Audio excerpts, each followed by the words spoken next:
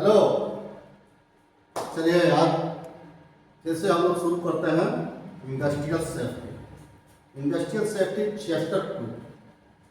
Chapter 2 में चल रहा था अपना हजार्ड, है ना। तो अभी पिछले 2 वीडियो में आप लोग पार्ट 1 और पार्ट 2 देख चुके हैं। आज हम लोग देखेंगे पार्ट 3। तो अभी तक आपका 3 हजार्ड क्लियर हो गए, इकोनॉमिक्स हजार्ड, केमिकल हजार्ड और मैकेनिकल हजार्ड। अब अगला है चौथे नंबर सीरियल नंबर 4 पर बायोलॉजिकल हजार्ड। तो थोड़ा सा हम लोग बात करते हैं इस बायोलॉजिकल हजार्ड के बारे में कि ये बायोलॉजिकल हजार्ड क्या है। जाहिर सी बात है कि जब भी आप सेफ्टी सुपरवाइजर या सेफ्टी ऑफिसर के पोस्ट पर किसी भी इंडस्ट्री में काम करेंगे या कर रहे हैं, तो जाहिर सी बात है कि वहाँ पर ये बायोलॉजिकल हजार्ड भी आपको देखने के लिए मिलेंगे और इनको भी खत्म करने का, इनको भी कंट्रोल करने की जिम्मेदारी आपकी होगी। आपको इस हजार्ड को भी खत्म करना है। इसके बारे में प्रॉपर इसको समझने की जरूरत है। तो चलिए, क्वेश्चन वही होता है कि बायोलॉजिकल हजार्ड क्या है। इंटरव्यू वगैरह में भी यही चीज पूछा जाता है कि ये बायोलॉजिकल हजार्ड क्या है, उसके बारे में बोलिए या उसका कंट्रोल बताइए। तो प्रॉपर समझिए कि बायोलॉजिकल हजार्ड क्या है। तो बायोलॉजिकल हजार्ड कुछ ऐसे खतरे होते हैं जो पानी, हवा, खाने पीने की वस्तुओं द्वारा शरीर के अंदर जा सकती हैं, उन्हें हम बायोलॉजिकल हजार्ड कहते हैं। कहने का मतलब क्या है कि दूषित हवा के जरिए अंदर जा सकते, बैक्टीरिया अंदर जा सकते हैं, खाने पीने की चीज़ों में जा सकते हैं, पीने के पानी में जा सकता है ना। तो इस तरह के अगर बैक्टीरिया हमारे बॉडी में जा रहे हैं, हमारा स्वास्थ्य खराब हो रहा है, तो जाहिर सी बात है ये कहा जा सकता है कि ये चीज़ें क्या है, बायोलॉजिकल हजार्ड हैं। और इनको खत्म करने के लिए आपको साइट पर हमेशा मेहनत करने की जरूरत पड़ती है। तो जाहिर सी बात है कि कैसे ये हजार्ड कैसे खत्म होंगे, ये इसमें हमें क्या करना पड़ेगा, तो जरा सा समझते चलते हैं एक एक करके। देखिए, सबसे पहले तो खाने पीने की चीज़ें जो है उनको समझ, ये चीज़ सही होनी चाहिए। चलिए, इनका प्रोडक्शन समझ लेते हैं, इनको कंट्रोल करने का तरीका समझते हैं। तो पहला पॉइंट आपको क्या कह रहा है कि पीने के पानी की समय समय पर जांच हो। यानी आपके इंडस्ट्री में जहां पर आप जॉब कर रहे हैं, वहां पर पानी की व्यवस्था कहाँ कहाँ होगी। जाहिर सी बात है कि जो समरसेबल वगैरह लगे होंगे, एक तो आपके ऑफिस एरिया में होगा, आपके साइट पर होगा, स्टाफ बैरक में होगा, लेबर बैरक में होगा। तो इन सभी जगहों पर आपको क्या करना है कि प्रॉपर जो वाटर ट्रीटमेंट वाले होते हैं, इनको ले करके प्रॉपर पानी की जांच करवानी होगी कि पानी पीने लायक है या नहीं है, वो अम्लीय है या क्षारीय है, क्या उसका पीएच मान 0.7 है। अगर 7 है तो जाहिर सी बात है कि वो पीने योग्य है। 7 से कम है तब भी नहीं है, और 7 से ज़्यादा है तो तब भी नहीं। तो इन चीज़ों पर तो थोड़ा सा जांच करवा करके देखना होता है। ठीक है, चलिए आगे बात करते हैं दूसरे पॉइंट पर। दूसरा पॉइंट आपको क्या बोलता है कि पानी की निकासी की उचित व्यवस्था। पानी की निकासी की उचित व्यवस्था। जाहिर सी बात है, फैक्ट्री के जो हमारे साइड का पानी, गंदा पानी निकल रहा है, या लेबर बैरक हो गया, स्टाफ बैरक हो गया, जहाँ पे आवास क्षेत्र है, वहाँ उन सभी जगहों का गंदा पानी जो है वो निकलने के लिए प्रॉपर व्यवस्था होनी चाहिए।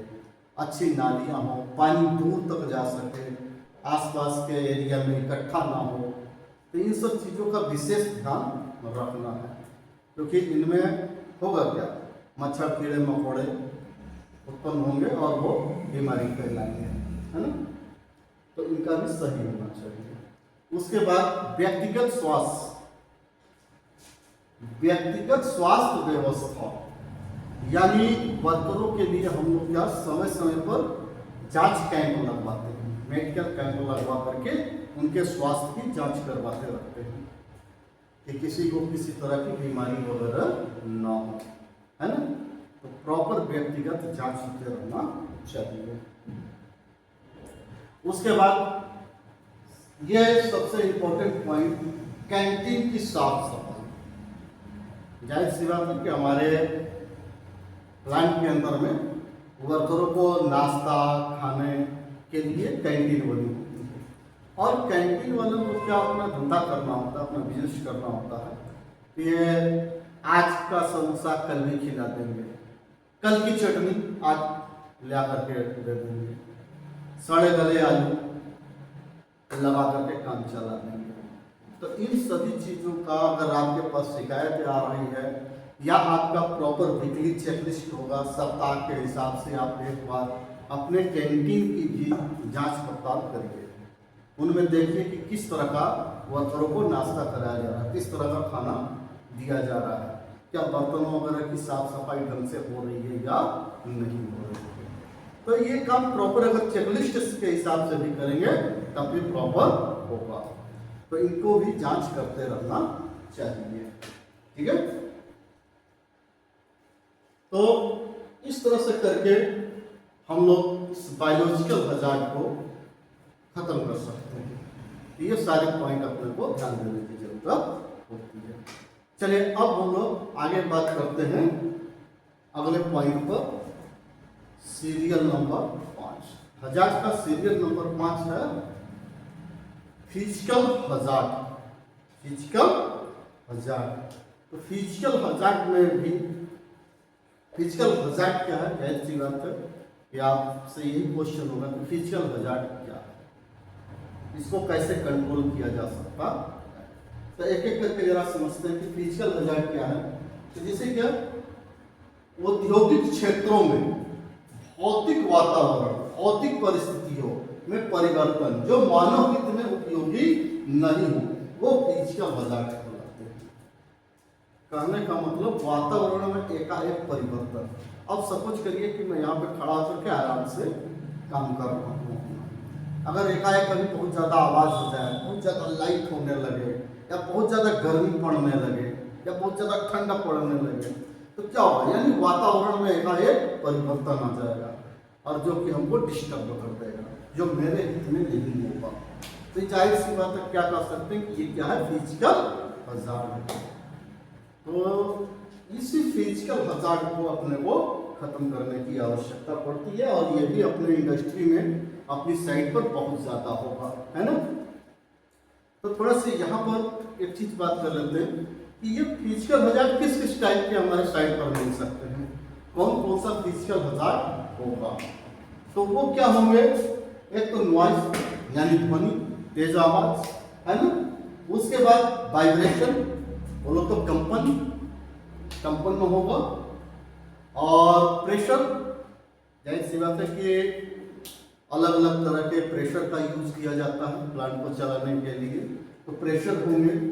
फिर इलेक्ट्रिसिटी, जाहिर सी बात है कि बिना इलेक्ट्रिसिटी के प्लांट इंडस्ट्री वगैरह चला पाना मुश्किल है, ये भी एक तरह का फिजिकल हजार्ड के अंदर में आता है।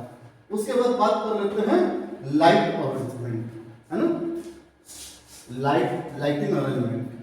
तो लाइटों का भी अरेंजमेंट होना चाहिए। तो इन्हीं यही सब चीजें होती हैं। तो एक एक करके थोड़ा सा इनके बारे में समझते हैं। चलिए, मान लीजिए अगर आपकी साइड पर ये फिजिकल हजार्ड है, नॉइस यानी ध्वनि वाली हजार्ड है, तो इसको कैसे खत्म कर सकते हैं। तो जाहिर सी बात है कि देखिए इससे क्या होता है, पहले तो आप इसके प्रॉब्लम समझिए।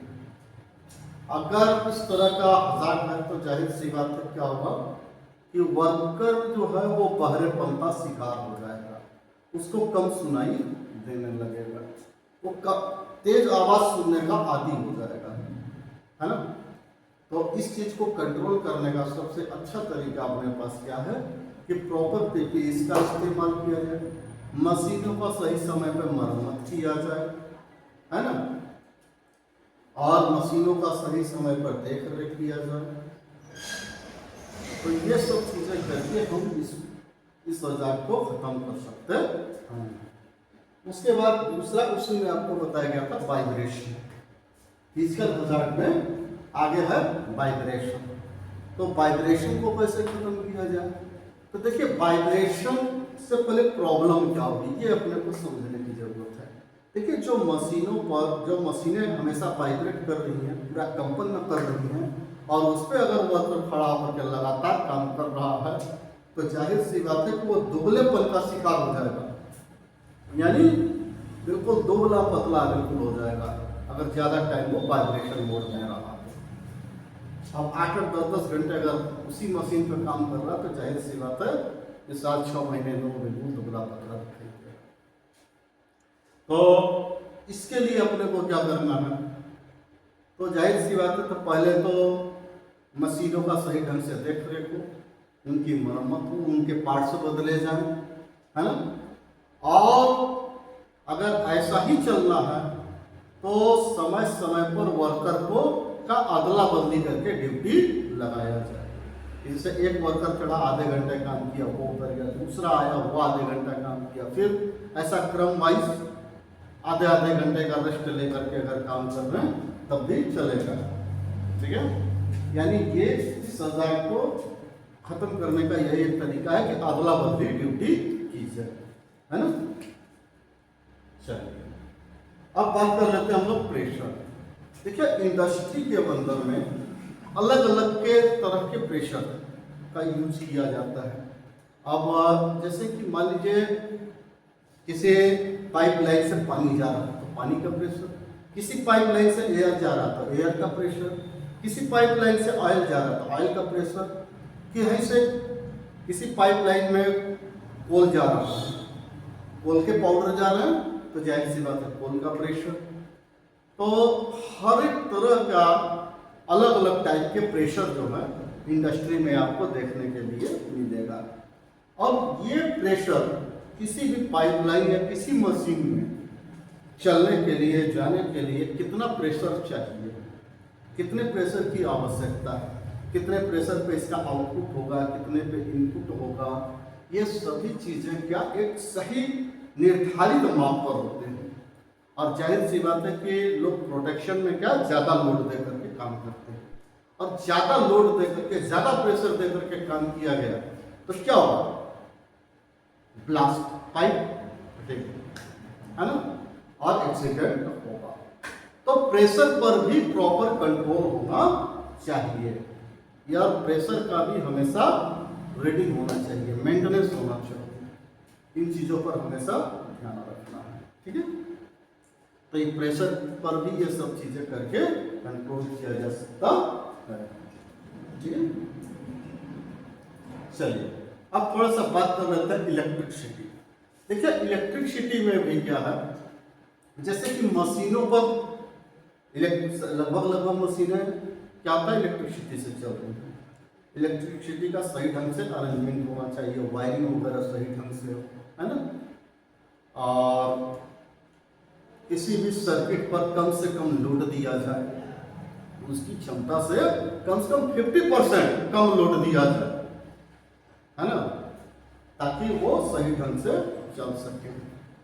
नहीं तो सिंपल सा इलेक्ट्रिसिटी का एक ही फंडा होता है कि अगर उसको सही ढंग से बहने के लिए रास्ता न मिला, उसको जाने का रास्ता न मिला, तो वो सीधा सीधा ब्लास्ट करती है और फिर वो बहुत ज़्यादा खतरनाक हो जाएगा। तो इलेक्ट्रिसिटी भी एक तरह का फिजिकल प्रकार के अंदर नहीं होता, तो इन चीज़ों को हमेशा ध्यान रखना। ठीक है, चलिए एक आप थोड़ा सा और बात कर लेते हैं लाइट अरेंजमेंट। देखिए इंडस्ट्री के अंदर लाइट अरेंजमेंट भी एक तरह से मायने रखता है, एक तरह का हज़ार है। जिस तरह से कि ये समझिए कि कहीं पर नाइट शिफ्ट में काम चल रहा है और वहाँ पर लाइट की व्यवस्था न हो, लाइट की व्यवस्था ना हो तो जाहिर सी बात है वो भी क्या है, एक तरह का हज़ार है। लेकिन अगर मान लीजिए कहीं इतना ज़्यादा लाइट का बंदोबस्त कर दिया गया, बहुत ज़्यादा चमकदार लाइट वगैरह लगा दिया गया, तब भी उसमें काम करने में प्रॉब्लम होगी। यहाँ पर यह भी प्रॉब्लम होती है। तो ये सब चीज़ों को जरा सा समझते हुए अपना लाइट का भी अरेंजमेंट साइट पर होना जरूरी है। ये भी एक तरह का फिजिकल हजार्ड के ही अंडर में आता है कि कम लाइट और ज़्यादा लाइट भी नुकसान है। एक प्रॉपर एक सही लाइट होना चाहिए जिसमें नॉर्मल ढंग से कार्य किया जा सके। ठीक है, तो ये कितने टाइप के टोटल आपके फिजिकल हजार्ड है और इस फिजिकल हजार्ड को ये सारे कंट्रोल करने के तरीके हैं, है ना। तो ये बायोलॉजिकल हजार्ड और फिजिकल हजार्ड ये दोनों चीजें आप लोग समझ गए। अब एक लास्ट वीडियो इसमें और आएगा आपका जब जिसमें कि आपको हजार्ड के पॉइंट 6 और 7 के बारे में बात करेंगे, यानी सोशल हजार्ड और इन्वायरमेंटल हजार्ड के बारे में बात करेंगे। और लास्ट में आपको एक चीज बता दें, जितना भी वीडियो आपको जा रहा है ये सीरियल टूटने न पाए, सीरियल वाइज आप देख सकें। इसके लिए पूरे वीडियो को लाइक, सब्सक्राइब और बेल आइकन भी दबाते रहिए ताकि हमें आपको शेयर करने की जरूरत ना पड़े। यूट्यूब के जरिए आपको प्रॉपर आपका वीडियो मिलता रहे। ठीक है, तो अब आपको अगला वीडियो जल्दी ही मिलेगा। ठीक है, चलिए, जय हिंद, जय श्री राम।